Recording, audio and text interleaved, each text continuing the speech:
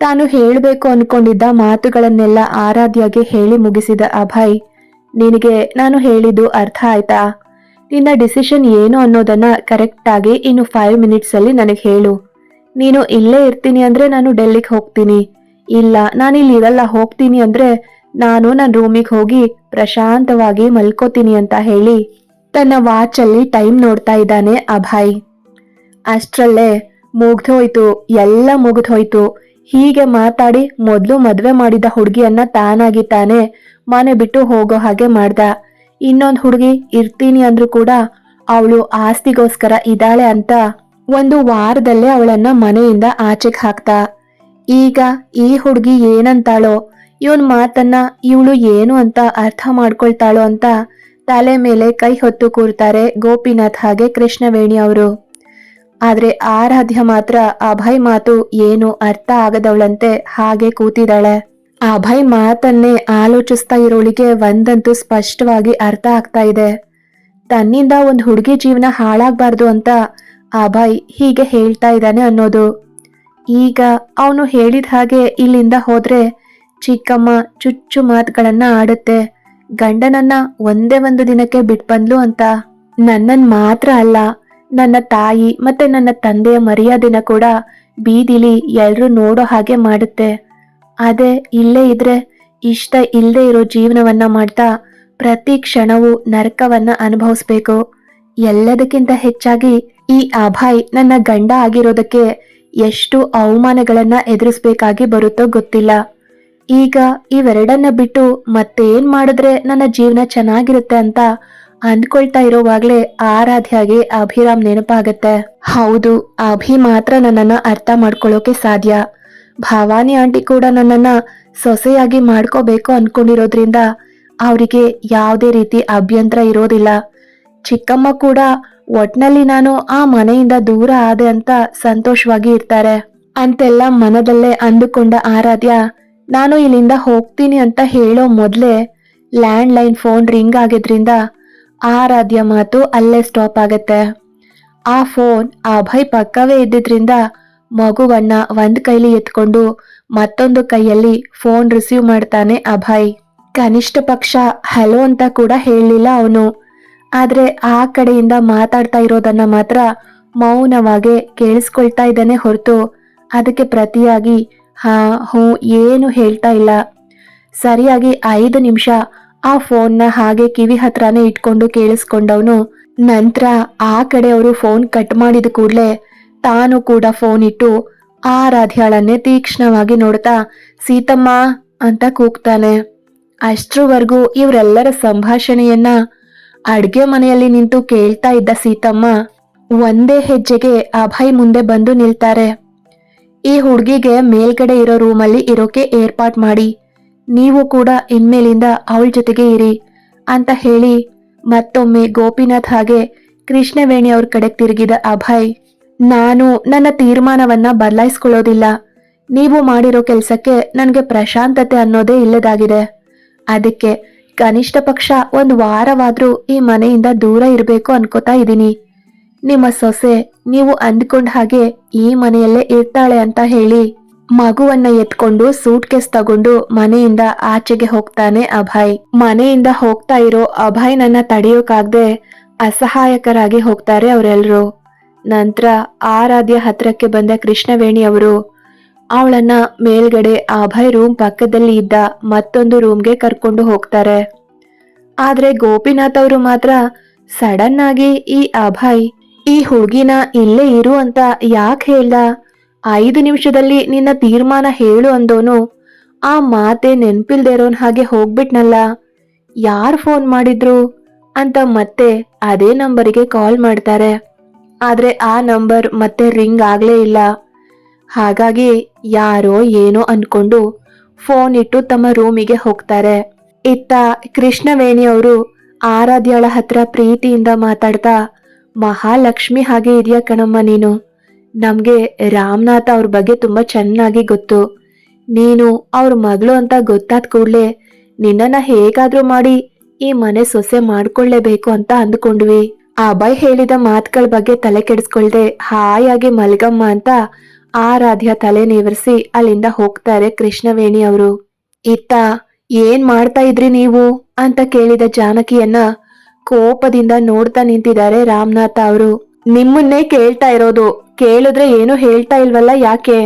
ಈ ಟೈಮಲ್ಲಿ ಫೋನಲ್ಲಿ ಯಾರ್ ಜೊತೆಗ್ ಮಾತಾಡ್ತಾ ಇದ್ರಿ ಅಂತ ಜೋರಾಗಿ ಕೇಳ್ತಾರೆ ಜಾನಕಿ. ತನ್ನ ಹೆಂಡತಿ ಎಂಥವಳು ಅಂತ ತಿಳಿದಿರೋ ರಾಮನಾಥ ಅವರು ಈಗ ನಿಜ ಹೇಳಿದ್ರೆ ಅದ್ರಲ್ಲೂ ಏನಾದ್ರೂ ಒಂದು ಕೊಂಕು ಹುಡುಕ್ತಾಳೆ ಅಂತ ಏನು ಮಾತಾಡದೆ ಹಾಗೆ ಸುಮ್ನೆ ನಿಲ್ತಾರೆ. ಎಷ್ಟು ಸಲ ಕೇಳಿದ್ರು ರಾಮನಾಥ ಅವರಿಂದ ಯಾವುದೇ ರೀತಿ ಉತ್ತರ ಬರ್ದೇ ಇದ್ದಿದ್ರಿಂದ ಜಾನಕಿ ಕೋಪದಿಂದ, ನಾನಿಲ್ಲಿ ಗಂಟ್ಲು ಅರ್ಚ್ಕೊಂಡು ಕಿರ್ಚ್ತಾ ಇದ್ರೆ ನೀವು ಹೀಗೆ ಅಲ್ಗಾಡ್ದೆ ನಿಂತ್ಬಿಟ್ರೆ ನಾನು ಕಂಡ್ಹಿಡಿಯೋಕೆ ಆಗಲ್ಲ ಅನ್ಕೊಂಡ್ರ? ನೀವು ಮಾತಾಡಿದ್ದು ಆ ಆರಾಧ್ಯ ಜೊತೆ ತಾನೆ? ಹೇಳ್ದೆ ಅಲ್ವಾ ನಾನು, ಅವಳು ಇನ್ಮೇಲೆ ಈ ಮನೆಗೆ ಸೇರಿದವಳಲ್ಲ ಅಂತ. ನೀವು ಇನ್ಮೇಲೆ ನನಗ್ ಗೊತ್ತಿಲ್ದೆ ಅವಳ ಜೊತೆಗೆ ರಹಸ್ಯವಾಗಿ ಫೋನಲ್ಲಿ ಮಾತಾಡೋದಾಗ್ಲಿ ಅವಳನ್ನ ಭೇಟಿ ಮಾಡೋದಾಗ್ಲಿ ಮಾಡಿದ್ರೆ ಆಸ್ತಿಗೋಸ್ಕರ ಈಗಾಗ್ಲೇ 3 ಮದ್ವೆ ಆಗಿರೋ ಹುಡುಗನನ್ನ ಮದ್ವೆ ಆಗಿದ್ದಾಳೆ ಆರಾಧ್ಯ ಅಂತ ಅವಳ ಮತ್ತೆ ನಿಮ್ಮ ಇಬ್ಬರ ಮರ್ಯಾದೆನು ಬೀದಿಲಿ 3 ಕಾಸಿಗೆ ಹರಾಜ್ ಹಾಕ್ತೀನಿ.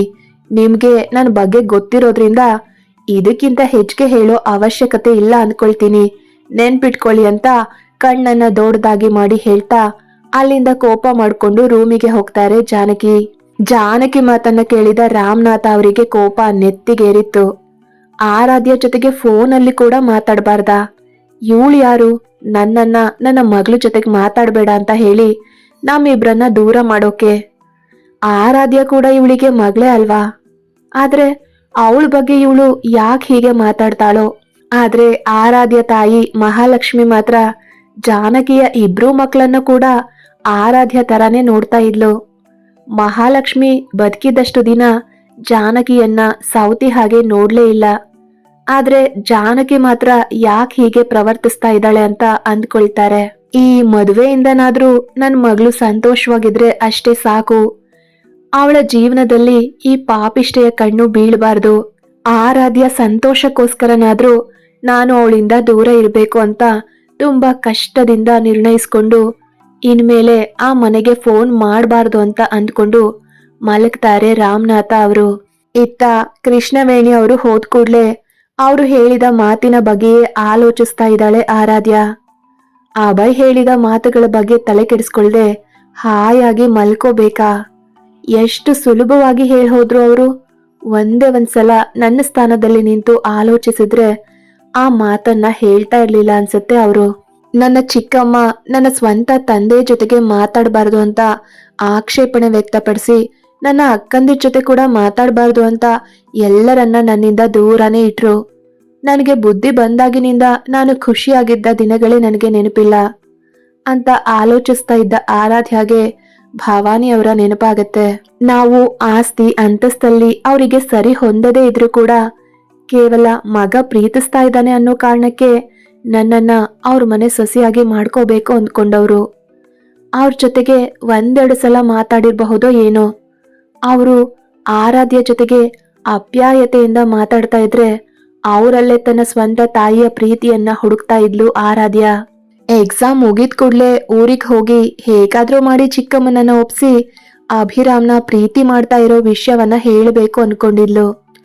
ಚಿಕ್ಕಮ್ಮನಿಗೆ ಕೂಡ ತಾನು ದೂರ ಇದ್ರೆ ಸಾಕು, ಹಾಗಾಗಿ ಖಂಡಿತ ಮದುವೆಗೆ ಒಪ್ಕೋತಾರೆ ಅಂತ ಅನ್ಕೊಂಡು ಸಂತೋಷ ಪಟ್ಟಿದ್ಲು. ಆದ್ರೆ ಆರಾಧ್ಯ ಊಹಿಸಿಕೊಂಡಿದ್ದ ಆ ಊಹೆಗೂ ಕೂಡ ಅದ್ಯಾರ ದೃಷ್ಟಿ ತೆಗ್ಲಿತ್ತೋ ಏನೋ, ಎಲ್ಲ ಹೀಗಾಗಿ ಹೋಯ್ತು. ಈಗ ಅಭಿ ಮತ್ತೆ ಭವಾನಿ ಅವರ ಪ್ರೇಮ ಹೇಗೂ ದೂರ ಆಗಿದೆ. ಕನಿಷ್ಠ ಪಕ್ಷ ಅಭಯ್ ಆದ್ರೂ ತನ್ನನ್ನ ಪ್ರೀತಿಯಿಂದ ನೋಡ್ಕೊಳ್ತಾನ ಅಂತ ಆಲೋಚಿಸ್ತಾ ಇದ್ದ ಆರಾಧ್ಯಾಗೆ ಅವಳ ಆಲೋಚನೆಯನ್ನ ಕಂಡು ಅವಳಿಗೆ ನಗು ಬಂದಿತ್ತು. ಇಷ್ಟೊತ್ವರೆಗೂ ಅಭಯ್ನ ಮಾತನ್ನ ಕೇಳಿದ ನಂತರವೂ ಅವರಿಂದ ಪ್ರೀತಿಯನ್ನ ಎಕ್ಸ್ಪೆಕ್ಟ್ ಮಾಡೋದ್ರಲ್ಲಿ ಯಾವುದೇ ರೀತಿ ಅರ್ಥ ಇಲ್ಲ. ನನ್ನ ಹಣೆಯಲ್ಲಿ ಯಾರ ಪ್ರೀತಿಯನ್ನು ಪಡೆಯೋ ಅದೃಷ್ಟ ಇಲ್ಲ ಅಂತ ಬರ್ದಿದ್ರೆ ಯಾರ್ ತಾನೇ ಏನ್ ಮಾಡೋಕ್ಕಾಗುತ್ತೆ ಅಂದ್ಕೊಳ್ತಾಳೆ ಆರಾಧ್ಯ. ಆರಾಧ್ಯ ರೂಮಲ್ಲೇ ನೆಲದ ಮೇಲೆ ಮಲಗಿರೋ ಸೀತಮ್ಮ ಅಭಯ್ ಮಾತನ್ನ ಚಾಚು ತಪ್ಪದೆ ಪಾಲಿಸೋದ್ರಿಂದ ಆಗಾಗ ನಿದ್ರೆ ಮಧ್ಯದಲ್ಲಿ ಎದ್ದು ಆರಾಧ್ಯಳನ್ನ ನೋಡ್ತಾ ಇದ್ರು. ನಡೆದಿದ್ದೆಲ್ಲವನ್ನ ನೆನೆದು ನೋವು ಪಡ್ತಾ ಇರೋ ಆರಾಧ್ಯನ ನೋಡಿ ತಾವು ಕೂಡ ನೋವು ಪಡ್ತಾರೆ ಸೀತಮ್ಮ. ಹಾಗೆ ಆಲೋಚಿಸ್ತಾ ಅದು ಯಾವಾಗ್ಲೂ ನಿದ್ರೆಗೆ ಜಾರಿದ ಆರಾಧ್ಯಳನ್ನೇ ನೋಡ್ತಾ ತಾವು ಕೂಡ ನಿದ್ರೆಗೆ ಜಾರ್ತಾರೆ ಸೀತಮ್ಮ. ಬೆಳಗ್ಗೆ ಎದ್ದ ಸೀತಮ್ಮ ಆರಾಧ್ಯನ ನೋಡಿ, ಪಾಪ ರಾತ್ರಿ ಪೂರ್ತಿ ಸರಿಯಾಗಿ ನಿದ್ರೆ ಮಾಡಿಲ್ಲ, ಇನ್ನು ಸ್ವಲ್ಪ ಹೊತ್ತು ಮಲ್ಕೊಳ್ಳಿ ಅಂತ ಆರಾಧ್ಯನ ಎದ್ದೇಳಿಸ್ದೆ ತಮ್ಮ ಕೆಲಸ ಮಾಡೋಕೆ ಕೆಳಗಡೆಗೆ ಹೋಗ್ತಾರೆ. ಕೃಷ್ಣವೇಣಿ ಅವರು ಸೀತಮ್ಮನನ್ನ ನೋಡಿ, ಆರಾಧ್ಯ ಇನ್ನೂ ಎದ್ದಿಲ್ವಾ ಅಂತ ಕೇಳ್ತಾರೆ. ಇಲ್ಲಮ್ಮ, ಪಾಪ ರಾತ್ರಿ ಎಲ್ಲ ಅಳ್ತಾನೆ ಇದ್ರು, ಅದಕ್ಕೆ ನಾನೇ ಇನ್ನು ಸ್ವಲ್ಪ ಹೊತ್ತು ಮಲ್ಕೊಳ್ಳಿ ಅಂತ ಎದ್ದೇಳ್ಸಕ್ ಹೋಗ್ಲಿಲ್ಲ ಅಂತಾರೆ. ಸೀತಮ್ಮನ ಮಾತನ್ನ ಕೇಳಿದ ಕೃಷ್ಣವೇಣಿ ಅವರು, ಅಯ್ಯೋ ಹೌದಾ, ಆ ಹುಡುಗಿ ನಿನ್ನೆಯಿಂದ ಏನೂ ತಿಂದಿಲ್ಲ, ಈಗ ಮತ್ತೆ ಅವಳನ್ನ ಹಾಗೆ ಬಿಟ್ರೆ ಅವಳ ಆರೋಗ್ಯದ ಗತಿ ಏನಾಗ್ಬೇಕು, ಇರು ನಾನ್ ಹೋಗಿ ನೋಡ್ತೀನಿ ಅಂತ ಆರಾಧ್ಯ ರೂಮಿಗೆ ಹೋಗ್ತಾರೆ ಕೃಷ್ಣವೇಣಿ. ರಾತ್ರಿಯೆಲ್ಲ ಆರಾಧ್ಯ ಅತ್ತಿರೋದಕ್ಕೆ ಸಾಕ್ಷಿ ಅನ್ನುವಂತೆ ಅವಳ ಕಣ್ಣುಗಳು ಊದ್ಕೊಂಡು ಮುಖ ಎಲ್ಲ ಕೆಂಪಾಗಿದೆ. ಆರಾಧ್ಯನ ಹಾಗೆ ನೋಡಿ ಕೃಷ್ಣವೇಣಿ ಅವರ ಮನಸ್ಸಿಗೆ ತುಂಬಾ ನೋವಾಗತ್ತೆ. ಬಹುಶಃ ನನ್ನ ಮಗನ ಪ್ರವರ್ತನೆಗೆ ಇಷ್ಟೊಂದು ನೋವು ಪಟ್ಟಿದ್ದಾಳೆ ಏನೋ. ಅಭಯ್ ವಾಪಸ್ ಬರ್ಲಿ, ಇನ್ನೊಂದು ಸಲ ಹೀಗೆಲ್ಲ ಮಾಡ್ಬೇಡ ಅಂತ ಸ್ಟ್ರಿಕ್ಟ್ ಆಗಿ ಹೇಳಬೇಕು ಅಂತ ಅಂದುಕೊಂಡವರು ಆರಾಧ್ಯನ ತಟ್ಟಿ ಎದ್ದೇಳಿಸ್ತಾರೆ. ನಿಧಾನವಾಗಿ ಕಣ್ಣು ತೆರೆದ ಆರಾಧ್ಯ ಎದುರುಗಡೆ ತನ್ನ ಅತ್ತೆ ಇರೋದನ್ನ ನೋಡಿ ಗಾಬರಿಯಿಂದ, ಅಯ್ಯೋ ಕ್ಷಮಿಸಿ ಅತ್ತೆ, ನನಗೆ ಟೈಮ್ ಆಗಿರೋದೇ ಗೊತ್ತಾಗಿಲ್ಲ, ಹಾಗಾಗಿ ಇಷ್ಟೊತ್ತು ಮಲಗ್ಬಿಟ್ಟೆ, ಈಗಲೇ ಬಂದು ಅಡ್ಗೆ ಮಾಡ್ತೀನಿ, ನನಗೆ ಏನೂ ಅನ್ಬೇಡಿ ಪ್ಲೀಸ್ ಅಂತ ಭಯದಿಂದಲೇ ಹೇಳ್ತಾಳೆ. ಆರಾಧ್ಯ ತನ್ನ ಜೊತೆಗೆ ಅಷ್ಟೊಂದು ಭಯದಿಂದ ಮಾತಾಡ್ತಾ ಇರೋದನ್ನ ನೋಡಿದ ಕೃಷ್ಣವೇಣಿ ಅವರು, ಯಾಕಮ್ಮ ಅಷ್ಟೊಂದು ಭಯ ಪಡ್ತಾ ಇದೀಯಾ, ಈಗ ನಾನು ಏನಂದೆ ಅಂತ, ಈಗ ಟೈಮ್ ಎಷ್ಟು ಗೊತ್ತಾ, ಇನ್ನು 6 ಗಂಟೆ ಅಷ್ಟೆ, ನೀನು ಇಲ್ಲಿ ಯಾವುದೇ ಕೆಲಸ ಮಾಡೋ ಅವಶ್ಯಕತೆ ಇಲ್ಲ, ಅಡ್ಗೆನ ಸೀತಮ್ಮ ಮಾಡ್ತಾರೆ, ಇನ್ನು ಮನೆ ಕೆಲಸ ಮಾಡೋಕೆ ಕೆಲ್ಸದವ್ರಿದ್ದಾರೆ, ನಿನ್ನ ಕಾಲು ಕೂಡ ಕೆಳಗಡೆ ಇಡೋ ಅವಶ್ಯಕತೆ ಇಲ್ಲ ಅಂತ ಆರಾಧ್ಯ ಕೆನ್ನೆಯನ್ನ ಅಪ್ಯಾಯತೆಯಿಂದ ಸವರಿ, ನಿನ್ನೆಯಿಂದ ಏನೂ ತಿಂದಿಲ್ಲ ಅಲ್ವಾ ನೀನು, ಈಗ್ಲಾದ್ರೂ ಸ್ವಲ್ಪ ಏನಾದ್ರೂ ತಿನ್ನಮ್ಮ. ಅಭಯ್ ಇದ್ದಿದ್ರೆ ನಿಮ್ಮಿಬ್ರ ಕೈಯಲ್ಲಿ ಸತ್ಯನಾರಾಯಣ ಸ್ವಾಮಿ ವ್ರತ ಮಾಡಿಸ್ತಾ ಇದ್ದೆ, ಆದ್ರೆ ಅವನಿಲ್ವಲ್ಲ, ಆ ವ್ರತವನ್ನ ಒಬ್ರೇ ಮಾಡೋ ಹಾಗೂ ಇಲ್ವಲ್ಲ, ಹಾಗಾಗಿ ನೀನು ರೆಡಿಯಾಗಿ ದೇವ್ರ ಮನೆಯಲ್ಲಿ ದೀಪ ಹಚ್ಚು, ನಿನ್ನ ಜೀವನ ಕೂಡ ಆ ಜ್ಯೋತಿಯ ಹಾಗೆ ಬೆಳಗ್ಲಿ ಅಂತ ಬೇಡ್ಕೋಬಾರಮ್ಮ ಅಂತಾರೆ ಕೃಷ್ಣವೇಣಿ ಅವರು. ಅವ್ರ ಮಾತಲ್ಲಿದ್ದ ಪ್ರೀತಿಗೆ ಕರ್ಗ್ ಹೋದ ಆರಾಧ್ಯ, ಸರಿಯತ್ತೆ ನಾನು ಸ್ನಾನ ಮಾಡ್ಕೊಂಡು ಬರ್ತೀನಿ ಅಂತಾಳೆ. 1 ನಿಮಿಷ ಇರು, ಈಗ್ಲೇ ಬರ್ತೀನಿ ಅಂತ ಫಾಸ್ಟ್ ಆಗಿ ರೂಮಿಂದ ಹೊರಗಡೆಗೆ ಹೋಗಿ ತಕ್ಷಣ ಒಂದು ರೇಷ್ಮೆ ಸೀರೆಯನ್ನ ಕೈಯಲ್ಲಿ ಹಿಡ್ಕೊಂಡು ಬರ್ತಾರೆ ಕೃಷ್ಣವೇಣಿ ಅವರು. ಆ ಸೀರೆನ ಆರಾಧ್ಯ ಕೈಗೆ ಕೊಟ್ಟು, ಬೇಗ ಸ್ನಾನ ಮಾಡ್ಕೊಂಡು ಈ ಸೀರೆ ಉಟ್ಕೊಂಡ್ ಬಾ, ಕೆಳಗಡೆ ನಾನು ಮತ್ತೆ ಮಾವಯ್ಯ ನಿನಗೋಸ್ಕರ ಕಾಯ್ತಾ ಇರ್ತೀವಿ, ಬೇಗ ಬಾರಮ್ಮ ಅಂತ ಹೇಳಿ ಕೆಳಗಡೆಗೆ ಹೋಗ್ತಾರೆ. ಆರಾಧ್ಯ ಕೂಡ ಮತ್ತೇನು ಮಾತಾಡದೆ ಸ್ನಾನ ಮಾಡ್ಕೊಂಡು ಬಂದು ಆ ಸೀರೆ ಉಟ್ಟು ರೆಡಿಯಾಗಿ ಕೆಳಗಡೆಗೆ ಹೋಗ್ತಾಳೆ.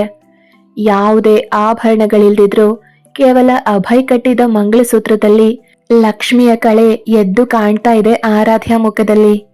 ಆರಾಧ್ಯನ ನೋಡಿದ ಗೋಪಿನಾಥ್ ಅವರು, ವೇಣಿ ನನಗ್ಯಾಕೋ ಈ ಹುಡುಗಿ ನಮ್ಮ ಅಭಯ್ಗೆ ಸರಿಯಾದ ಜೋಡಿ ಅನ್ನಿಸ್ತಾ ಇದೆ, ನಮ್ಮ ಆಸೆಯಂತೆ ಈ ಹುಡುಗಿ ಯಾವತ್ತಿಗೂ ನಮ್ಮ ಮನೆ ಸೊಸೆಯಾಗೆ ಉಳ್ಕೊಂಡ್ರೆ ಚೆನ್ನಾಗಿರುತ್ತೆ ಅಂತಾರೆ. ನಿಜ ಕಣ್ರಿ, ಚಿಕ್ಕ ವಯಸ್ಸಾದ್ರೂ ಈ ಹುಡುಗಿ ಮತ್ತೆ ನಮ್ಮ ಅಭಯ್ ಜೋಡಿ ತುಂಬಾ ಚೆನ್ನಾಗಿದೆ, ಆದ್ರೆ ನಮ್ಮ ಅಭಯ್ ಏನ್ ಮಾಡ್ತಾನೋ, ದೇವ್ರ ದಯೆಯಿಂದ ಅವನು ಬದಲಾದ್ರೆ ಅಷ್ಟೇ ಸಾಕು ಅಂತ ಅಂದುಕೊಂಡು ಆರಾಧ್ಯ ಕೈಯಿಂದ ದೇವ್ರ ಮನೆಯಲ್ಲಿ ದೀಪ ಬೆಳಗಿಸ್ತಾರೆ. ಪೂಜೆ ನಂತರ ಅತ್ತೆ ಮಾವರ ಕಾಲಿಗೆ ಬಿದ್ದು ಆಶೀರ್ವಾದ ಪಡಿತಾಳೆ ಆರಾಧ್ಯ. ಕತ್ತಲ್ಲಿ ಮಂಗಳಸೂತ್ರ ಇದ್ರು ಹಣೆಗೆ ಮತ್ತೆ ಮಾಂಗಲ್ಯಕ್ಕೆ ಕುಂಕುಮ ಹಚ್ಕೊಳ್ಳಿಲ್ಲ ಅವಳು. ಅದನ್ನ ನೋಡಿದ ಕೃಷ್ಣವೇಣಿ ಅವರು, ಮದುವೆ ಆದ್ಮೇಲೆ ಹಣೆಯಲ್ಲಿ ಸಿಂಧೂರ, ಕೈಯಲ್ಲಿ ಗಾಜಿನ ಬಳೆಗಳು, ಕೊರಳಲ್ಲಿ ಮಾಂಗಲ್ಯ, ಕಾಲಲ್ಲಿ ಕಾಲುಂಗ್ರ ಇಲ್ದಿದ್ರೆ ಗಂಡನಿಗೆ ಶ್ರೇಯಸ್ಸಲ್ಲ ಅಂತ ಆರಾಧ್ಯಗೆ ಕುಂಕುಮ ಕೊಡ್ತಾರೆ. ಮತ್ತೇನು ಮಾತಾಡದೆ ಆರಾಧ್ಯ ಕುಂಕುಮ ಇಟ್ಕೋತಾಳೆ. ನಂತರ ಎಲ್ರೂ ತಿಂಡಿ ತಿನ್ನೋಕೆ ಕೂತ್ರೆ ಆರಾಧ್ಯ ಮಾತ್ರ ಆಮೇಲೆ ತಿಂತೀನಿ ಅಂತಾಳೆ. ಆದ್ರೆ ಕೃಷ್ಣವೇಣಿಯವರು ಅವಳನ್ನ ಅಲ್ಲಿಂದ ಹೋಗೋಕ್ ಬಿಡದೆ ತಾವೇ ಸ್ವತಃ ಆರಾಧ್ಯಗೆ ತಿಂಡಿ ತಿನ್ನಿಸ್ತಾರೆ. ಅವಳು ಬೇಡ ಅಂತ ಹೇಳ್ತಾ ಇದ್ದಾಗ ಗೋಪಿನಾಥ್ ಅವರು, ತಿನ್ನಮ್ಮ, ನಮ್ಗೆ ಹೆಣ್ಮಕ್ಳಿಲ್ಲ, ಇರೋದು ಒಬ್ನೇ ಒಬ್ಬ ಮಗ, ಅವನು ಮದ್ವೆ ಮಾಡ್ಕೊಂಡು ಬರೋ ಹುಡುಗಿಯನ್ನ ನಮ್ಮ ಮಗಳ ಹಾಗೆ ನೋಡ್ಕೋಬೇಕು ಅನ್ಕೊಂಡಿದ್ವಿ, ಆದ್ರೆ ಅಭಯ್ ವರ್ತನೆಯಿಂದ ಯಾವ ಹುಡುಗಿಯೂ ಈ ಮನೆಯಲ್ಲಿ ಇರಲೇ ಇಲ್ಲ. ನಿನಗೆ ಗೊತ್ತೋ ಗೊತ್ತಿಲ್ವೋ, ಆದ್ರೆ ಅದು ನಮಗ್ ಗೊತ್ತಿಲ್ಲ. ಆದ್ರೆ ಈಗ ಹೇಳ್ತಾ ಇದ್ದೀನಿ, ಅಭಯ್ಗೆ ಈಗಾಗ್ಲೇ ಮದ್ವೆ ಆಗಿದೆ. ಅದು ಯಾವಾಗ ಮದ್ವೆ ಮಾಡ್ಕೊಂಡ ಅಂತ ನಮಗೂ ಕೂಡ ಹೇಳಲಿಲ್ಲ. ಸಡನ್ ಆಗಿ ಆಗ್ತಾನೆ ಹುಟ್ಟಿದ ಮಗುವನ್ನ ಕರ್ಕೊಂಡ್ ಬಂದು, ಇವನು ನನ್ನ ಮಗ, ನಿಮ್ಮ ಮೊಮ್ಮಗ, ನನ್ನ ಹೆಂಡತಿ ಡೆಲಿವರಿ ಟೈಮಲ್ಲಿ ತೀರ್ಕೊಂಡ್ಲು ಅಂತ ಹೇಳ್ದ. ಹೀಗೆ ಯಾರನ್ನೋ ಪ್ರೀತಿ ಮಾಡಿ ನಮಗೂ ಹೇಳ್ದೆ ಅವಳನ್ನ ಮದುವೆ ಆಗಿ ಅವಳು ಸತ್ ಹೋದ್ಲು ಅಂತ ಒಂದ್ ಮಗುವನ್ನ ಎತ್ಕೊಂಡು ಸಡನ್ ಆಗಿ ಬಂದು ನಮ್ಮ ಮುಂದೆ ನಿಂತ್ರೆ ನಾವು ತಾನೇ ಏನ್ ಮಾಡೋದು? ಇರೋ ಒಬ್ನೇ ಒಬ್ಬ ಮಗನ ಮದ್ವೆನ ಕಣ್ಣಾರೆ ನೋಡೋಕ್ ಆಗ್ಲಿಲ್ವಲ್ಲ ಅನ್ನೋ ನೋವಿದ್ರು ನಡ್ದ್ ಹೋಗಿರೋದನ್ನ ಬದಲಾಯಿಸೋಕ್ ಆಗಲ್ಲ ಅಂತ ಅವನನ್ನ ಏನೂ ಅನ್ಲಿಲ್ಲ. ಅಭಯ್ ತೀರ್ಕೊಂಡಿರೋ ಆ ಹುಡುಗಿಯನ್ನ ನೆನಪಿಸ್ಕೊಂಡು ತುಂಬಾ ನೋವು ಪಡೋನು. ಇರೋ ಆ ಮಗುವನ್ನೇ ನೋಡ್ತಾ ಅದರಲ್ಲೇ ನೆಮ್ಮದಿಯನ್ನ ಹುಡುಕೋ ಪ್ರಯತ್ನ ಮಾಡ್ತಾ ಇದ್ದ. ಆದ್ರೆ ಸುತ್ತಲೂ ಇರೋ ಈ ಜನ ಅವನು ಮಾಡಿರೋ ಕೆಲ್ಸಕ್ಕೆ ಏನೇನೋ ಊಹೆ ಮಾಡ್ಕೊಂಡು ಏನೇನೋ ಮಾತಾಡಿ ಅವನಿಗೆ ಮತ್ತಷ್ಟು ನೋವು ಮಾಡ್ತಾ ಇದ್ರು. ಮದ್ವೆ ಮಾಡ್ಕೊಳ್ದೇನೆ ಮಗುನ ಮಾಡ್ಕೊಂಡಿದ್ದಾನೆ ಅಂತ ಕೆಲವರು ಹೇಳಿದ್ರೆ, ಇನ್ನು ಕೆಲವರು ಅವನಿಗೆ ಅದ್ ಎಷ್ಟ್ ಹುಡುಗಿರ್ ಜೊತೆಗೆ ಸಂಬಂಧ ಇದೆಯೋ ಅಂತ ಮಾತಾಡ್ತಾ ಇದ್ರು. ಕೆಲವರು ನಮ್ಮ ಹಿಂದೆ ಆ ರೀತಿ ಮಾತಾಡಿದ್ರೆ, ಇನ್ನು ಕೆಲವರು ನಮ್ಮ ಮುಂದೆಯೇ ಹಾಗೆ ಮಾತಾಡ್ತಾ ಇದ್ರು. ಆ ಮಾತುಗಳೆಲ್ಲ ಅಭಯ್ ಮನಸ್ಸನ್ನ ತುಂಬಾನೇ ಘಾಸಿಗೊಳಿಸಿದ್ವು. ಆದ್ರೂ ನಮ್ ಜೊತೆಗೆ ಚೆನ್ನಾಗೇ ಇದ್ದ. ಆದ್ರೆ ಹೊರಗೆ ನಗ್ತಾ ಇದ್ರು ಒಳಗೊಳಗೆ ಅವನು ಎಷ್ಟು ನೋವು ಅನುಭವಿಸ್ತಾ ಇದ್ದ ಅಂತ ನಮಗ್ ಮಾತ್ರವೇ ಗೊತ್ತು. ಅವನ ತಂದೆ ತಾಯಿಯಾಗಿ ಅವನ ನೋವನ್ನ ನೋಡೋಕಾಗ್ದೆ ಹುಡುಕಿ ಹುಡುಕಿ ಒಂದ್ ಹುಡುಗಿನ ಅವನು ಬೇಡ ಅಂದ್ರೂ ಕೇಳ್ದೆ ಮದ್ವೆ ಮಾಡಿದ್ವಿ. ನನಗೆ ಈ ಮದ್ವೆ ಇಷ್ಟ ಇಲ್ಲ. ತೀರ್ಕೊಂಡಿರೋ ನನ್ನ ಹೆಂಡತಿಯ ನೆನಪುಗಳೇ ಸಾಕು. ನನ್ನ ಮಗುವಿಗೆ ಯಾವುದೇ ಕೊರತೆ ಬರ್ದೇ ಇರೋ ಹಾಗೆ ನಾನು ಬೆಳೆಸ್ತೀನಿ. ನನಗೆ ಮತ್ತೆ ಮದ್ವೆ ಮಾಡ್ಕೊಳ್ಳೋದಕ್ಕೆ ಇಷ್ಟ ಇಲ್ಲ ಅಂತ ತುಂಬಾನೇ ವಾದ ಮಾಡ್ದ ಅವನು. ಆದ್ರೆ ನಾವು ಅವನಿಗಿಂತ ಜಾಸ್ತಿ ವಾದ ಮಾಡಿ ಕೊನೆಗೆ ನಮ್ಮ ಮಾತಿಗೆ ಮಣಿದು 2ನೇ ಮದ್ವೆ ಆದ. ಆದ್ರೆ ಆ ಹುಡುಗಿ ಬಂದ ದಿನದಿಂದಲೇ ಅಭಯ್ ತನ್ನನ್ನ 2ನೇ ಮದ್ವೆ ಆಗಿದ್ದಾನೆ ಅಂತ ದ್ವೇಷ ಮಾಡೋಕೆ ಶುರು ಮಾಡಿದ್ಲು. ಇಂಥವನಿಗೆ ಕೊಟ್ಟು ನನ್ನನ್ನ ಮದ್ವೆ ಮಾಡಿದ್ರಿ ಅಂತ ನಮ್ಗೆ ಅನ್ನಬಾರ್ದ ಮಾತುಗಳನ್ನೆಲ್ಲ ಅನ್ಲು. 2ನೇ ಮದ್ವೆ ಆಗಿರೋದು ಅಲ್ದೆ ಇನ್ನು ಜೀವನ ಪೂರ್ತಿ ಯಾರ್ದೋ ಮಗುನ ಸಾಕ್ಬೇಕಾ ಅಂತ ಬಾಯಿ ಬಿಟ್ಟು ಹೇಳ್ದೆ ಇದ್ರು ಅವಳ ವರ್ತನೆ ಹಾಗೆಯೇ ಇತ್ತು. ಒಂದು ವಾರದಲ್ಲೇ ಅವಳ ವರ್ತನೆಯನ್ನ ಗಮನಿಸಿದ ಅಭಯ್ 1 ವಾರದಲ್ಲೇ ಅವಳ ಕತ್ ಹಿಡಿದು ಮನೆಯಿಂದ ಆಚೆಗೆ ಹಾಕ್ತಾ ಅಂತ ಹೇಳ್ತಾ ಆರಾಧ್ಯ ಮುಖವನ್ನ ನೋಡ್ತಾರೆ ಗೋಪಿನಾಥ್ ಅವರು. ಅವಳು ಅವ್ರ ಮಾತನ್ನ ಕೇಳಿಸ್ಕೊಳ್ತಿದ್ದಾಳೆ ಅಂತ ಅರ್ಥ ಮಾಡ್ಕೊಂಡು ಕೃಷ್ಣವೇಣಿ ಅವರಿಗೆ ತಿನ್ಸು ಅಂತ ಸನ್ನೆ ಮಾಡಿ ಮತ್ತೆ ತಮ್ಮ ಮಾತನ್ನ ಮುಂದುವರಿಸ್ತಾರೆ. ಆದ್ರಿಂದ ಕೋಪಗೊಂಡ ಆ ಹುಡುಗಿ ಅಭಯ್ ಬಗ್ಗೆ ಎಲ್ರ ಬಳಿಯೂ ಕೆಟ್ಟಾಗಿ ಹೇಳೋಕೆ ಶುರು ಮಾಡಿದ್ಲು. ಅವನನ್ನ ಅವಮಾನಿಸಿದ್ಲು. ಇಂಥ ವಿಷಯಗಳಲ್ಲಿ ಈ ಸಮಾಜ ನಿಜ ಆಗಿದ್ರು ಸುಳ್ಳಾಗಿದ್ರು ಸ್ತ್ರೀಯರ ಮಾತುಗಳನ್ನೇ ನಂಬೋದ್ರಿಂದ ಎಲ್ರೂ ನನ್ನ ಮಗನದ್ದೇ ತಪ್ಪು ಅಂತ ಹೇಳಿದ್ರು. ಆ ಘಟನೆಯಿಂದ ಅಭಯ್ಗೆ ಹುಡುಗಿರು ಅಂದ್ರೇನೆ ವಿರಕ್ತಿ ಮೂಡಿತ್ತು. ಮತ್ತೆ 1 ವರ್ಷದ ನಂತರ ಅಭಯ್ ಎಷ್ಟೇ ಬೇಡ ಅಂತ ಹೇಳಿದ್ರು ಮತ್ತೊಂದು ಹುಡುಗಿನ ಹುಡುಕಿ ಮದ್ವೆ ಮಾಡಿದ್ವಿ. ಆದ್ರೆ ಆ ಹುಡುಗಿ ಮನೆಗೆ ಬಂದ ಸ್ವಲ್ಪ ಸಮಯದಲ್ಲೇ ನಿನ್ನೆ ನಿನ್ ಜೊತೆಗೆ ಮಾತಾಡಿದ ಹಾಗೆ ಆ ಹುಡುಗಿ ಜೊತೆಯೂ ಏನೇನೋ ಮಾತಾಡಿ ಅವಳನ್ನ ಭಯಪಡಿಸ್ದ. ಆದ್ರಿಂದ ಆ ಹುಡುಗಿ ಕೂಡ ಇಂತಹ ಗಂಡ ನನಗ್ ಬೇಡ ಅಂತ ಅಭಯ್ ಕಳ್ಸೋ ಮೊದ್ಲೇ ಅವಳೇ ಹೋದ್ಲು. ಈ ಘಟನೆಯಿಂದ ಮತ್ತೊಂದು ಸಲ ಈ ಸಮಾಜದ ದೃಷ್ಟಿಯಲ್ಲಿ ಅಭಯ್ ಮೂರ್ಖನಾಗಿ ಹೋದ. ಯಾವುದೇ ತಪ್ಪು ಮಾಡದ ನಮ್ಮ ಮಗ ಸಮಾಜದ ದೃಷ್ಟಿಯಲ್ಲಿ ಕಾಮಾಂದ ಮೂರ್ಖನೇ ಆಗೋದ. ಆದ್ರೆ ಅವನು ಎಷ್ಟು ದಿನ ಹೀಗೆ ಒಂಟಿಯಾಗೇ ಇರ್ತಾನೆ? ಅದಕ್ಕೆ ನಮ್ಮ ಮನೆ ಪರಿಸ್ಥಿತಿ ಮಾತ್ರ ಅಲ್ಲ, ಅವನ ಮನಸ್ಸನ್ನ ಕೂಡ ಅರ್ಥ ಮಾಡ್ಕೊಳ್ಳೋ ಹುಡುಗಿಯನ್ನೇ ಹುಡುಕ್ತಾ ಇದ್ವಿ. ನಮ್ಮ ಅದೃಷ್ಟ ನಿನ್ನ ರೂಪದಲ್ಲಿ ನಮ್ಮನ್ನ ಸೇರಿದೆ. ನಿನ್ನ ತಂದೆ ತಾಯಿ ಯಾರು ಅಂತ ತಿಳಿದ ಮೇಲೆ ನಾವು ಹುಡುಕ್ತಾ ಇರೋ ಹುಡುಗಿ ನೀನೇ ಆಗ್ತೀಯಾ ಅನ್ಕೊಂಡ್ವಿ. ನಾವು ಅರೇಂಜ್ ಮಾಡಿದ ಬ್ರೋಕರ್ ಮೂಲಕ ನಮಗೆ ನಿಮ್ಮ ಕುಟುಂಬದ ಬಗ್ಗೆ ತಿಳಿತು.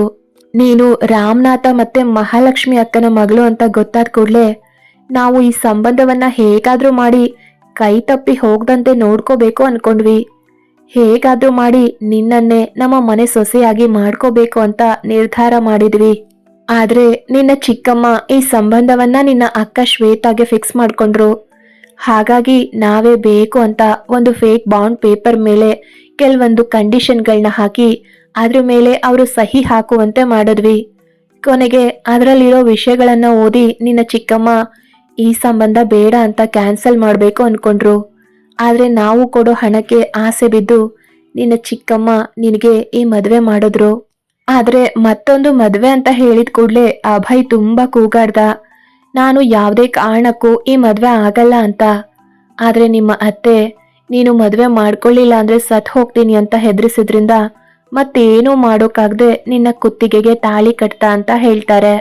ಇಷ್ಟೊತ್ವರೆಗೂ ಗೋಪಿನಾಥ್ ಅವರ ಮಾತನ್ನೆಲ್ಲ ಕೇಳಿದ ಆರಾಧ್ಯ, ಅಂದ್ರೆ ನಿಮ್ಗೆ ಮೊದ್ಲೇ ಗೊತ್ತಿತ್ತಾ ಈ ಮದ್ವೆ ನನ್ಗೆ ತಿಳಿದೇನೆ ನಡೆಯುತ್ತೆ ಅಂತ?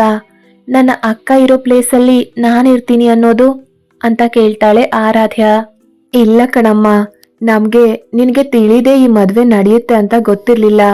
ನಿಮ್ಮ ಚಿಕ್ಕಮ್ಮ ನನ್ ಮಗಳು ಆರಾಧ್ಯ ನನ್ನ ಮಾತನ್ನ ಕೇಳ್ತಾಳೆ, ನಮ್ಮ ಆರಾಧ್ಯನೇ ನಿಮ್ಮ ಮನೆ ಸೊಸೆ ಅಂತ ಹೇಳಿದ್ರು. ಆದ್ರೆ ನಿನಗೆ ಈ ಮದುವೆ ವಿಷಯ ಗೊತ್ತಿಲ್ಲ ಅನ್ನೋದು ನಮ್ಗೆ ಖಂಡಿತ ಗೊತ್ತಿರ್ಲಿಲ್ಲ. ನಾವು ಕೂಡ ನೀನು ಹೇಗಾದ್ರೂ ಈ ಮನೆ ಸೊಸೆ ಆಗ್ಲಿ ಅನ್ನೋ ಉದ್ದೇಶವನ್ನ ಹೊಂದಿದ್ರಿಂದ ಒಟ್ನಲ್ಲಿ ಹೇಗಾದ್ರೂ ನೀನು ನಮ್ಮ ಮನೆ ಸೊಸೆ ಆದ್ರೆ ಸಾಕು ಅಂತ ಅಷ್ಟೇ ಅನ್ಕೊಂಡ್ವಿ. ಆದ್ರೆ ಅಭಯ್ ತಾಳಿ ಕಟ್ ಹೋದ್ಮೇಲೆ ನಿಮ್ಮ ತಂದೆ ಹೇಳಿದ ಮಾತುಗಳನ್ನ ಕೇಳಿದ ಮೇಲೆ ಗೊತ್ತಾಯ್ತು ನಿನಗೆ ಈ ಮದುವೆ ಬಗ್ಗೆ ಏನೂ ಗೊತ್ತಿರ್ಲಿಲ್ಲ ಅಂತ. ಆದ್ರೆ ಅಷ್ಟರಲ್ಲಿ ಆಗ್ಲೇ ತುಂಬಾ ಲೇಟ್ ಆಗಿತ್ತು. ನಿನಗೆ ಸಮಜಾಯಿಷಿ ಕೊಡೋಕು ಟೈಮ್ ಆಗ್ಲಿಲ್ಲ ನಮಗೆ. ಎಲ್ಲಿ ನೀನು ನಮ್ ಜೊತೆಗ್ ಬರೋದಿಲ್ವೇನೋ ಅನ್ಕೊಂಡು ನಿಮ್ಮ ತಂದೆಯ ಗೌರವದ ಬಗ್ಗೆ ಮಾತಾಡ್ದೆ. ನಾವು ಅನ್ಕೊಂಡ್ ಹಾಗೆಯೇ ನೀನು ನಿನ್ನ ಅಮ್ಮನ ಹಾಗೆ ನಮ್ಮ ಮಾತಿಗೆ ಗೌರವ ಕೊಟ್ಟು ಬರ್ತೀನಿ ಅಂದ ಕೂಡ್ಲೆ ನಮ್ಗೆ ತುಂಬಾನೇ ಸಂತೋಷ ಆಯ್ತು. ಮನೆಗ್ ಬಂದ್ಮೇಲೆ ಕೂಡ ನಮ್ಮ ಮನಸ್ಸಿಗೆ ನೆಮ್ಮದಿ ಇರ್ಲಿಲ್ಲ. ಎಲ್ಲಿ ಅಭಯ್ ನಿನ್ನನ್ನ ಕೂಡ ಮನೆ ಬಿಟ್ಟು ಕಳಿಸ್ತಾನೋ ಅಂತ. ಆದ್ರೆ ಸಡನ್ ಆಗಿ ಏನಾಯ್ತೋ ಏನೋ ಅವನೇ ನಿನ್ನನ್ನ ಮನೆಯಲ್ಲಿ ಇರೋಕ್ ಹೇಳ್ದ. ನಿಜವಾಗ್ಲೂ ಇದು ಸಂತೋಷ ಪಡ್ಬೇಕಾಗಿರೋ ವಿಷಯನೇ ಅಂತಾರೆ ಗೋಪಿನಾಥ್ ಅವರು. ಇಷ್ಟೊತ್ತು ಗೋಪಿನಾಥ್ ಅವರ ಮಾತನ್ನ ಕೇಳ್ತಾ ಇದ್ದ ಆರಾಧ್ಯ, ಮಾವಯ್ಯ ಅಂದ್ರೆ ನೀವು ಅಭಯ್ ಅವರ ಮೊದಲನೇ ಹೆಂಡತಿನ ನೋಡ್ಲೇ ಇಲ್ವಾ? ಅಭಯ್ ಕೇವಲ ಅವ್ರ ಮಗುವನ್ನ ಮಾತ್ರವೇ ಕರ್ಕೊಂಡು ಬಂದ್ರ ಅಂತ ಸಂದೇಹದಿಂದ ಕೇಳ್ತಾಳೆ. ಆಗ ಗೋಪಿನಾಥ್ ಅವರು ಭಾರವಾದ ನಿಟ್ಟಿಸಿರೊಂದನ್ನ ಬಿಟ್ಟು, ಹೌದಮ್ಮ, ನಾವು ಇದುವರೆಗೂ ಆ ಹುಡುಗಿಯನ್ನ ನೋಡ್ಲೇ ಇಲ್ಲ. ಕನಿಷ್ಠ ಪಕ್ಷ ಆ ಹುಡುಗಿಯ ಫೋಟೋ ಕೂಡ ತೋರಿಸ್ಲಿಲ್ಲ ಅಭಯ್ ನಮಗೆ. ನಾವು ಎಷ್ಟೇ ಕೇಳಿದ್ರು ಆ ಹುಡುಗಿಯ ಹೆಸರನ್ನ ಕೂಡ ಹೇಳಲಿಲ್ಲ ಅವನು. ಅದು ಯಾವಾಗ ಪ್ರೀತಿ ಮಾಡಿದ್ನೋ, ಅದ್ ಯಾವಾಗ ಮದುವೆ ಮಾಡ್ಕೊಂಡ್ನೋ, ಅದ್ ಯಾವಾಗ ಮಗು ಹುಡ್ತೋ ಅದು ಕೂಡ ಗೊತ್ತಿಲ್ಲ. ಆ ಹುಡುಗಿ ಡೆಲಿವರಿ ಟೈಮಲ್ಲಿ ಸತ್ ಹೋದ್ಲು ಅಂತ ಹೇಳಿ ನನ್ನ ಮಗನನ್ನ ನಾನೇ ಬೆಳೆಸ್ತೀನಿ ಅಂತ ಹೇಳ್ದ ಅಂತಾರೆ ಗೋಪಿನಾಥ್. ನಿಮ್ಗೆ ನನ್ನ ಅಮ್ಮ ಗೊತ್ತಾ? ನನ್ನ ಅಮ್ಮನನ್ನ ಅಕ್ಕ ಅಂತ ಇದಿರಲ್ಲ ಅಂತ ಆರಾಧ್ಯ ಕೇಳಿದಾಗ ಗೋಪಿನಾಥ್ ಅವರು, ಗೊತ್ತಮ್ಮ, ತುಂಬಾ ಚೆನ್ನಾಗೇ ಗೊತ್ತು. ಅವ್ರು ಮಾತ್ರವೇ ಅಲ್ಲ, ಅವರ ಒಳ್ಳೆಯ ಮನಸ್ಸಿನ ಬಗ್ಗೆ ಕೂಡ ಗೊತ್ತು. ಅದಕ್ಕೆ ನೀನು ಅವರ ರಕ್ತ ಅಂತ ತಿಳಿದ ಕೂಡಲೇ ಹೀಗೆ ನಿನಗೆ ಇಷ್ಟ ಇಲ್ದಿದ್ರು ಕೂಡ ಈ ಮದ್ವೆ ಮಾಡ್ಬೇಕಾಗಿ ಬಂತು. ನಿನ್ನನ್ನ ನಮ್ ಜೊತೆ ಕರ್ಕೊಂಡ್ ಬರೋಕೆ ನಿನ್ನ ಅಮ್ಮನ ಹೆಸರನ್ನ ಉಪಯೋಗಿಸಿ ನಿನ್ನನ್ನ ಎಮೋಷನಲ್ ಆಗಿ ಲಾಕ್ ಮಾಡ್ದೆ. ನನ್ನನ್ನ ಕ್ಷಮ್ಸಮ್ಮ ಅಂತಾರೆ ಗೋಪಿನಾಥ್ ಅವರು. ಅವ್ರ ಮಾತನ್ನ ಕೇಳಿದ ಆರಾಧ್ಯ, ಅಯ್ಯೋ ಮಾವಯ್ಯ, ನೀವು ದೊಡ್ಡವರು, ನೀವು ನನ್ನನ್ನ ಕ್ಷಮ್ಸು ಅಂತ ಕೇಳೋದು ಸರಿಯಲ್ಲ. ನೀವು ನನ್ನ ವಿಷಯದಲ್ಲಿ ಮಾಡಿದ್ದು ತಪ್ಪೇ ಆದ್ರೂ ನೀವು ನನ್ನ ಅಮ್ಮನಿಗೆ ಕೊಡ್ತಾ ಇರೋ ಗೌರವ, ತೋರಿಸ್ತಾ ಇರೋ ಪ್ರೀತಿಯನ್ನ ನೋಡಿದ್ರೆ ನನ್ನ ಮನಸ್ಸಿಗೆ ಸ್ವಲ್ಪ ಸಮಾಧಾನ ಅನಿಸ್ತು. ಆ ಅಮ್ಮನ ಗೌರವವನ್ನ ಕಾಪಾಡ್ಕೊಳ್ಳೋದಕ್ಕಾದ್ರೂ ನಾನು ಈ ಮನೆಯಲ್ಲೇ ಇರ್ತೀನಿ. ಯಾರು ಏನೇ ಅಂದ್ರೂ ನಾನು ಅದ್ರ ಬಗ್ಗೆ ತಲೆ ಕೆಡಿಸ್ಕೊಳ್ಳೋದಿಲ್ಲ. ಅಭಯ್ ಅವರಿಗೆ ಜೊತೆಯಾಗಿ ಇರ್ತೀನಿ ಅಂತಾಳೆ ಆರಾಧ್ಯ. ಆದ್ರೆ ಅವಳ ಕಣ್ಣು ಮುಂದೆ ಅಭಿರೂಪ ಬಂದ ಕೂಡ್ಲೆ ಅವಳ ಗಂಟಲು ಕಟ್ಟಿದಂತೆ ಆಗತ್ತೆ. ಆರಾಧ್ಯ ಮಾತನ್ನ ಕೇಳಿದ ಕೃಷ್ಣವೇಣಿ ಅವರು ಸಂತೋಷದಿಂದ ಕಣ್ಣೀರನ್ನ ಒರೆಸ್ಕೊಂಡು, ತುಂಬಾ ಥ್ಯಾಂಕ್ಸ್ ಆರಾಧ್ಯ. ನಾವು ಅಭಯ್ ಬಗ್ಗೆ ನಿನಗೆ ಹೇಳಿದ್ದು ನಿನ್ನನ್ನ ಇಲ್ಲೇ ಉಳಿಸ್ಕೊಳ್ಳೋದಕ್ಕೆ ಮಾತ್ರ ಅಲ್ಲ, ಅವನ ಮನಸ್ಸನ್ನ ಅರ್ಥ ಮಾಡ್ಕೊಳ್ಳೋಕೆ ಪ್ರಯತ್ನ ಪಡ್ತೀಯಾ ಅಂತ. ಅವನು ತುಂಬಾ ಮೊಂಡ ಕಣಮ್ಮ, ಯಾವುದ್ರ ಬಗ್ಗೆಯೂ ಅಷ್ಟೊಂದು ಅಟ್ಯಾಚ್ಮೆಂಟ್ ಬೆಳೆಸ್ಕೊಳ್ಳೋದಿಲ್ಲ. ಆದ್ರೆ ಒಂದು ಸಲ ಅವನಿಗೆ ಹತ್ರ ಆದ್ರೆ ಜೀವನ ಪೂರ್ತಿ ಅವರನ್ನ ಬಿಟ್ಕೊಡೋದಿಲ್ಲ. ಅದು ಮಾತಾದ್ರೂ ಸರಿಯೇ ಅಥವಾ ಮನುಷ್ಯರಾದ್ರೂ ಸರಿಯೇ. ನಿನಗೆ ನಿನ್ನ ಚಿಕ್ಕಮ್ಮ ಎಷ್ಟೆಲ್ಲ ಹಿಂಸೆ ಕೊಟ್ಟಿದ್ದಾರೆ ಅನ್ನೋದು ನಮಗ್ ಗೊತ್ತು. ನೀನು ಇಷ್ಟು ದಿನ ಯಾವ ಪ್ರೀತಿಯಿಂದ ವಂಚಿತಳಾಗಿದೆಯೋ ಆ ಪ್ರೀತಿಯನ್ನ ನಿನ್ನ ಅತ್ತೆ ಮಾವರಾಗಿ ಅಲ್ದೆ ನಿನ್ನ ತಂದೆ ತಾಯಿಯಾಗಿ ನಾವು ನಿನಗೆ ಆ ಪ್ರೀತಿಯನ್ನ ಕೊಡ್ತೀವಿ.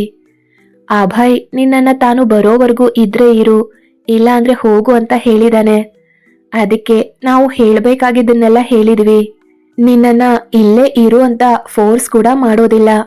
ನಿನಗೆ ಇಷ್ಟ ಇದ್ರೆ ನಮ್ ಜೊತೆಗೆ ಇಲ್ಲೇ ಇರು, ಇಲ್ಲ ಅಂದ್ರೆ ಅಂತ ಉಳಿದಿದ್ದನ್ನ ಹೇಳೋಕಾಗ್ದೆ ನಿರ್ಣಯವನ್ನ ನಿನಗೆ ಬಿಡ್ತಾ ಇದೀವಿ ಅಂತಾರೆ.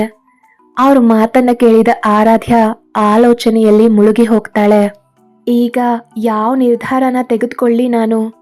ಕತ್ತಲ್ಲಿರೋ ತಾಳಿಗೆ ಗೌರವ ಕೊಟ್ಟು ಅಭಯ್ ಹೆಂಡತಿಯಾಗಿ ಈ ಮನೆಯಲ್ಲೇ ಇಲ್ಲ ನಾನು ಪ್ರೀತಿ ಮಾಡ್ತಾ ಇರೋ ನನ್ನ ಅಭಿಗೋಸ್ಕರ ಈ ಮನೆಯನ್ನ ಬಿಟ್ಟು ಅಭಿ ಜೊತೆಗೆ ಹೋಗ್ಲಾ ಅಂತ ಆಲೋಚಿಸ್ತಾ ಕೂರ್ತಾಳೆ ಆರಾಧ್ಯ. ಎಷ್ಟೊತ್ತಾದ್ರೂ ಒಂದು ನಿರ್ಣಯಕ್ಕೆ ಬರೋಕಾಗ್ತಾ ಇಲ್ಲ ಅವಳಿಗೆ. ಅವಳನ್ನ ನೋಡಿದ ಕೃಷ್ಣವೇಣಿಯವರು, ತುಂಬಾ ಯೋಚನೆ ಮಾಡಬೇಡ, ನೀನು ಯಾವುದೇ ತೀರ್ಮಾನ ತಗೊಂಡ್ರು ನಾವು ಅದನ್ನ ಎಕ್ಸೆಪ್ಟ್ ಮಾಡ್ತೀವಿ ಅಂತಾರೆ. ಅವರ ಮಾತುಗಳನ್ನ ಕೇಳಿದ ಆರಾಧ್ಯ ಏನೂ ಮಾತಾಡದೆ ಮೌನ ವಹಿಸ್ತಾಳೆ. ಇತ್ತ ಅಭಯ್ ತನ್ನ ಮಗುವಿನ ಜೊತೆಗೆ ಮಲಗಿದ್ದವನು ಯಾರೋ ಒದಿತಾ ಇರೋ ಹಾಗೆ ಆಗಿ ಕಣ್ಣು ತೆರೆದವನಿಗೆ ಕಂಡಿದ್ದು ತನ್ನ 2 ವರ್ಷದ ಮಗ ಹರ್ಷ್. ಹಸಿವಾಗಿ ಹಾಲ್ ಕೊಡು ಅನ್ನುವಂತೆ ಅಭಯ್ಗೆ ಸನ್ನೆ ಮಾಡ್ತಾ ಇದ್ದಾನೆ. ಅವನ ಸನ್ನೆಯನ್ನ ಅರ್ಥ ಮಾಡ್ಕೊಂಡ ಅಭಯ್, ಸಾರಿ ಮಗ್ನೆ, ನಿನ್ಗೆ ಹಾಲು ಕೊಡೋದೆ ಮರ್ತ್ ಹೋಯ್ತು ಅಂತ ಹಾಲನ್ನ ರೆಡಿ ಮಾಡ್ಕೊಂಡು ಬಂದು ಹರ್ಷ್ಗೆ ಕೊಡ್ತಾನೆ ಅಭಯ್. ಹರ್ಷ್ ಹಾಲು ಕುಡಿತಾ ಇದ್ರೆ ಅವನ ತಲೆಯನ್ನ ನೇವರಿಸ್ತಾ ಇರೋ ಅಭಯ್, ಸಾರಿ ಹರ್ಷ್, ಆ ದಿನ ನಾನು ನಿನ್ ಅಮ್ಮನ ಜೊತೆಗೆ ಇದ್ದಿದ್ರೆ ಇವತ್ತು ನಿನ್ ಜೊತೆ ನಿನ್ ಅಮ್ಮ ಕೂಡ ಇರ್ತಾ ಇದ್ರು. ನನ್ನಿಂದಲೇ ಅವಳು ನಿನ್ನಿಂದ ದೂರ ಆದ್ಲು. ಅದಕ್ಕೆ ನಾನೇ ನಿನಗೆ ಅಮ್ಮ ಆಗ್ತೀನಿ. ನಿನಗೆ ಅಮ್ಮ ಇಲ್ಲ ಅನ್ನೋ ನೋವು ಆಗದಂತೆ ನಾನು ನಿನ್ನನ್ನ ನೋಡ್ಕೊಳ್ತೀನಿ, ಪ್ರಾಮಿಸ್ ಅಂತ ತನ್ನ ಮನದಲ್ಲೇ ಅಂದ್ಕೊಂಡು ಶಾಶ್ವತವಾಗಿ ಅಮೃತ ತನ್ನಿಂದ ದೂರ ಆದ ದಿನವನ್ನ ನೆನಪು ಮಾಡ್ಕೊಳ್ತಾನೆ ಅಭಯ್. ಅಭಯ್ಗೆ ಅಮೃತ ಕೊನೆ ಸಲ ಹೇಳಿದ ಮಾತುಗಳು ನೆನಪಿಗೆ ಬಂದಿದ್ವು. ಹಾಸ್ಪಿಟಲ್ ಅಲ್ಲಿ ಆಪರೇಷನ್ ಥಿಯೇಟರ್ ಅಲ್ಲಿ ಇರೋ ಅಮೃತ ಹೆರಿಗೆ ನೋವನ್ನ ತಡೆಯೋಕಾಗ್ದೆ ಕ್ಷಣ ಕ್ಷಣಕ್ಕೂ ಅಮ್ಮ ಅಂತ ಅರಚ್ತಾ ನೋವು ಪಡ್ತಾ ಇದ್ದಾಳೆ. ಆದ್ರೆ ಅವಳನ್ನ ಸಮಾಧಾನ ಮಾಡೋಕೆ ಅವಳ ಅಮ್ಮ ಅಲ್ಲಿ ಇರ್ಲಿಲ್ಲ. ಅಭಯ್ ಅಮೃತ ಕೈಯನ್ನ ಹಿಡ್ಕೊಂಡು, ಅಮ್ಮು ಭಯ ಪಡ್ಬೇಡ, ನಾನು ನಿನ್ ಪಕ್ಕದಲ್ಲೇ ಇದ್ದೀನಿ, ನಿನ್ನನ್ನ ಬಿಟ್ಟು ಎಲ್ಲಿಗೂ ಹೋಗೋದಿಲ್ಲ, ಸ್ವಲ್ಪ ಹೊತ್ತು ಅಷ್ಟೇ ಅಂತ ಸಮಾಧಾನ ಮಾಡ್ತಾ ಇದ್ದಾನೆ. ಆದ್ರೆ ಅಮೃತಾಗೆ ನೋವನ್ನ ತಡೆಯೋಕ್ ಆಗ್ತಾ ಇಲ್ಲ. ಅಷ್ಟರಲ್ಲೇ ಡಾಕ್ಟರ್, ಸರ್ ನಿಮ್ಮ ವೈಫ್ ಕಂಡೀಷನ್ ತುಂಬಾ ಕ್ರಿಟಿಕಲ್ ಆಗಿದೆ, ಹೊಟ್ಟೆಲಿ ಮಗು ಅಡ್ಡ ತಿರುಗಿದೆ, ಆಪರೇಷನ್ ಮಾಡಬೇಕು, ಲೇಟ್ ಆಗಿ ಕರ್ಕೊಂಡು ಬಂದಿರೋದ್ರಿಂದ ಬ್ಲಡ್ ಕೂಡ ತುಂಬಾ ಹೋಗಿದೆ ಅಂತ ಹೇಳ್ತಾ ಇದ್ದಾರೆ ಡಾಕ್ಟರ್. ವಿಷಯ ಏನು ಅನ್ನೋದನ್ನ ಡೈರೆಕ್ಟ್ ಆಗಿ ಹೇಳಿ ಡಾಕ್ಟರ್ ಅಂತ ಅಭಯ್ ಹೇಳಿದ ಕೂಡ್ಲೆ ಡಾಕ್ಟರ್ ಸ್ವಲ್ಪ ಭಯಪಟ್ಟು, ತಾಯಿ ಮಗು ಇಬ್ರು ಬದುಕೋದು ಡೌಟೇ, ಆದ್ರೆ ಅವರನ್ನ ಉಳಿಸೋಕೆ ಪ್ರಯತ್ನವನ್ನ ಮಾಡ್ತೀವಿ ಅಂತಾರೆ. ಡಾಕ್ಟರ್ ಮಾತನ್ನ ಕೇಳಿದ ಅಭಯ್ ಏನೋ ಹೇಳೋಕೆ ಹೋಗ್ತಾ ಇದ್ರೆ ಅಮೃತ ತಕ್ಷಣ ಅವನ ಕೈ ಹಿಡ್ಕೋತಾಳೆ. ಆಗ ಅಭಯ್ ತನ್ನ 2 ಕೈಗಳಿಂದ ಅವಳ ಕೈಯನ್ನ ಹಿಡ್ಕೊಂಡು ಏನು ಅನ್ನುವಂತೆ ಕೇಳ್ತಾನೆ. ಅಭಯ್, ಯಾಕೆ ಅವ್ರಿಗೆ ಬೈತೀಯಾ? ನಾನು ಬದುಕೋದಿಲ್ಲ ಅಂತ ಹೊಟ್ಟೆ ನೋವಿಗೆ ಹಾಗೆ ಕಣ್ಣು ಮುಚ್ತಾಳೆ ಅಮೃತ.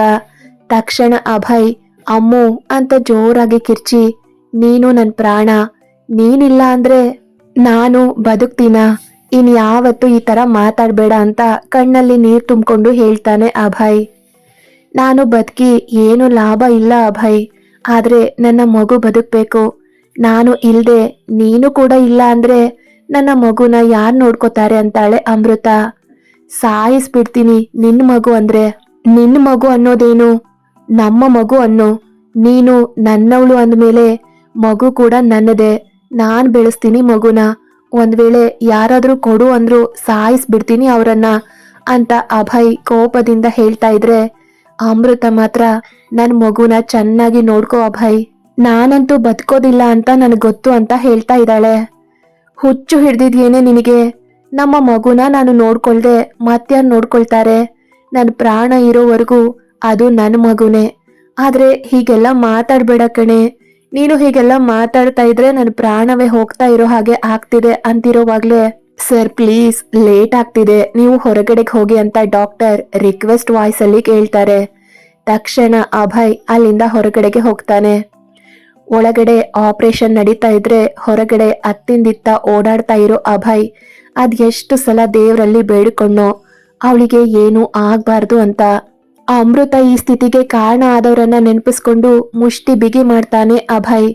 ಅಷ್ಟರಲ್ಲೇ ಡಾಕ್ಟರ್ ಗಾಬರಿಯಿಂದ ಹೊರಗಡೆಗೆ ಬರ್ತಾರೆ.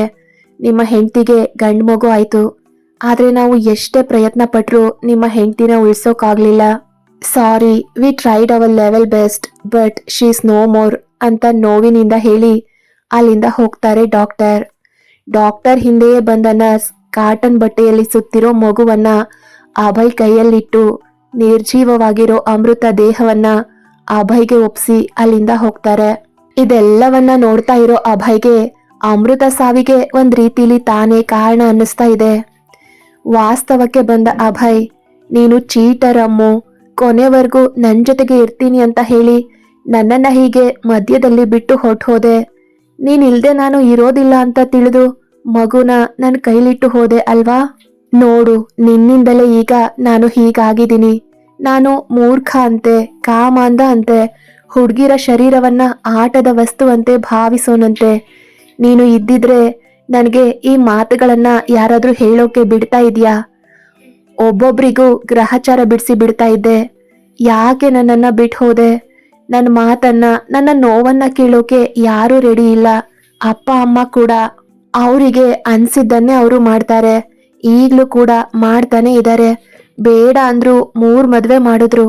ಸರಿಯಾಗಿ ಆಲೋಚಿಸಿದ್ರೆ ನಾನೇ ಆಟದ ವಸ್ತುವಾಗಿದ್ದೀನೇನೋ ಅನ್ಸುತ್ತೆ. ನೀನು ಒಬ್ಳು ಇದ್ದಿದ್ರೆ ನಮ್ಮ ಜೀವನ ಅದು ಎಷ್ಟು ಚೆನ್ನಾಗಿರ್ತಿತ್ತೋ. ನಿನಗೆ ನಾನು, ನನಗೆ ನೀನು ಅಂತ ಅಮೃತನ ನೆನ್ಪು ಮಾಡ್ಕೊಳ್ತಾ ಇದ್ದಾನೆ ಅಭಯ್ ಡೆಲ್ಲಿಯ ತನ್ನ ಹೋಟೆಲ್ ರೂಮಲ್ಲಿ ಕೂತು. ಆದ್ರೆ ಇತ್ತ ಅಭಿರಾಮ್ ಆರಾಧ್ಯ ಊರಿಗೆ ಹೊರಟಿದ್ದಾನೆ. ಕತೆ ಮುಂದುವರಿಯುತ್ತೆ. ಹಾಗಾದ್ರೆ ಅಭಯ್ ಜೀವನದಲ್ಲಿ ಏನಾಗಿತ್ತು? ಅಭಿರಾಮ್ ಈಗ ಏನ್ ಮಾಡ್ತಾನೆ? ಆರಾಧ್ಯ ಮುಂದಿನ ನಿರ್ಧಾರ ಏನಾಗಿರುತ್ತೆ? ಈ ಕತೆ ನಿಮ್ಗೆ ಹೇಗೆ ಅನಿಸ್ತಾ ಇದೆ ಅಂತ ಕಮೆಂಟ್ ಮಾಡಿ ತಿಳಿಸಿ. ಹಾಗೆ ಈ ಕತೆ ನಿಮ್ಗೆ ಇಷ್ಟ ಆಗ್ತಿದ್ರೆ ಒಂದು ಲೈಕ್ ಮಾಡಿ. ಯಾರೆಲ್ಲ ಸಬ್ಸ್ಕ್ರೈಬ್ ಮಾಡ್ಕೊಳ್ದೆ ಸ್ಟೋರಿ ಕೇಳ್ತಾ ಇದ್ರೆ ದಯವಿಟ್ಟು ಸಬ್ಸ್ಕ್ರೈಬ್ ಮಾಡ್ಕೊಂಡು ಕತೆಗಳನ್ನ ಕೇಳಿ.